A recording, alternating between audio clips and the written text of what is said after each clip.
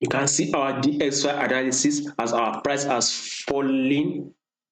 You can see our DXY analysis, our price has fallen. By the way, we would want to be going bullish for this week. By the way, if you have to check my analysis, before, if you check my analysis on weekly analysis, where I predicted that we'll probably be pushing up, but for yesterday we actually had a bearish move, and today we've actually had a bullish opening move, and it is actually going bullish. We are going about 40 pips, and probably we should be going 40 pips. Let's see if we'll be able to hit this area here for today stroke tomorrow, if our price will be able to hit it, and if it does not anyhow it plays out, that is how it is. But above all, our DXY, we should be going bullish on our USD index for today. That's exactly what we are aiming for. On our 4-hour time frame, our DXY is still showing us the same, because we can see our previous lower highs, we've broken above it, we've broken it above it. We saw our previous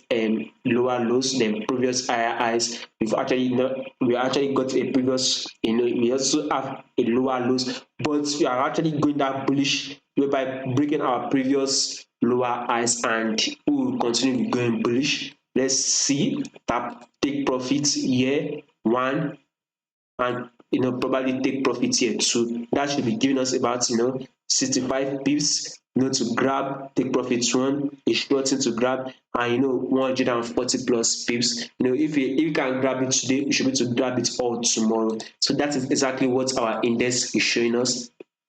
And now our 1 hour time frame, same thing, a huge bullish move on our USD index, by the way. So we will continue with going bullish on our index. So any pair relating to our USD should actually be falling, while our USD will actually be going bullish, by the way. So that is it, and no major news on our USD that will be coming out for today. No major news. It's only low impact news that will be coming out. So they might not have much movement on our USD price, by the way. So thank you. If you find this video helpful, don't forget to like, share, and subscribe.